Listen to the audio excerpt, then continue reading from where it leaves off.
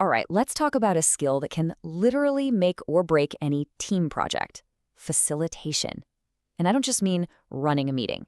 We're going to dig into the real art and science of making collaboration actually, well, work. Let's dive in. You know the feeling, right? You're trapped in a meeting, just watching the clock tick by. You look around the room, you see all these smart people, and yet somehow you can talk for an hour and decide absolutely nothing. It's a massive waste of time, and honestly, it happens everywhere.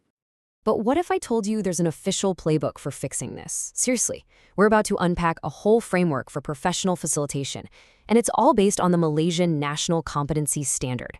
So this isn't just a blog post with a few tips, this is a legit, recognized professional skill. So here's the plan. We'll start by looking at why so many meetings go off the rails. Then we'll get clear on what a facilitator actually is. After that, we'll walk through the four-step process, get into the real art of managing a group, and finally, figure out how to make sure all that hard work leads to real, lasting results. Okay, so first things first, let's get right to the heart of the problem. Why do so many collaborations, so many meetings, just fail? Well, according to the Malaysian Association of Facilitators, it often comes down to one big misunderstanding. We tend to mix up the role of a trainer with a facilitator. See, a trainer is there to teach you something, to instruct. But a facilitator, their job is to guide the process. When we treat them like a trainer's assistant, we completely miss the point. And that's exactly why groups get stuck, just talking in circles without ever getting to a decision.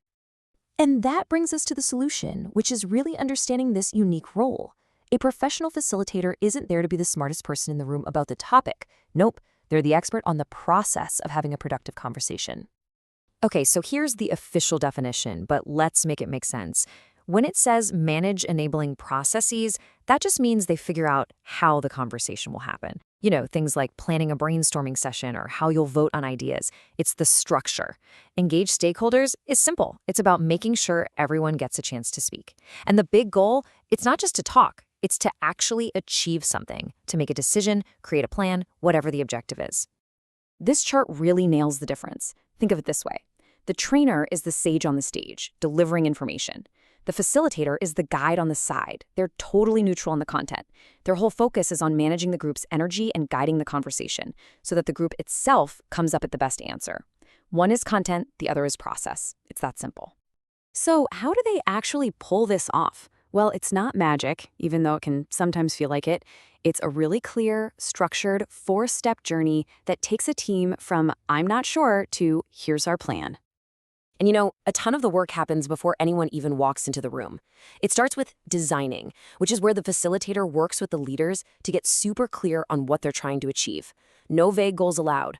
Then comes preparation, figuring out who's going to be there and setting up the space and the tools for success. Step 3 is the main event, the actual facilitation, managing the live conversation. And finally, and this is crucial, there's reviewing. That's where you check if you actually did what you set out to do. All right, let's zoom in on that third step, the live facilitation itself. This is really the art of it all. It's where the magic happens, and you see a great facilitator shine. So, picture this. During the session, the facilitator is like a master juggler.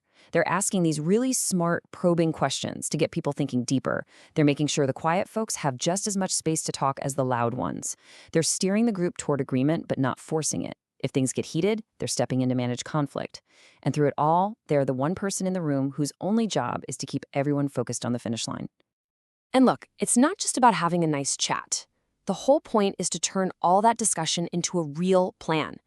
A great facilitator takes that chaotic cloud of ideas and helps the group boil it down to specific actions. Who's doing what, by when. The meeting isn't over until everyone knows exactly what the next steps are. Okay, but hold on. The work isn't actually done when everyone leaves the room. This last step, this is the one that so many people skip, and it's what separates a feel-good meeting from one that actually changes things. I mean, that's the real question, isn't it? How do you actually prove the meeting worked? How do you know all that time and energy wasn't wasted? You can't just go on good vibes. The answer is a proper review. A pro facilitator will actually collect feedback from everyone. What went well? What could have been better? They analyze all that feedback to figure out how to make the next session even more effective. And then, and this is key, they report back to the leaders. It creates this awesome loop of getting better every single time. At the end of the day, this whole review process boils down to one simple question. Did we accomplish what we set out to do? That's it. It's the proof. It's what turns a meeting from just time spent into a real, measurable win. So yeah, this final step is all about accountability. It's about respecting everyone's time and making sure it leads to something real. It's the last piece of the puzzle that turns a great conversation into a result you can actually see and measure. And that really brings us to the final takeaway. Think about it. At work, in your community, maybe even with your family, your most important conversations deserve more than just hoping for the best. They deserve a process. So I'll leave you with this question to think about. Who's facilitating your most important conversations?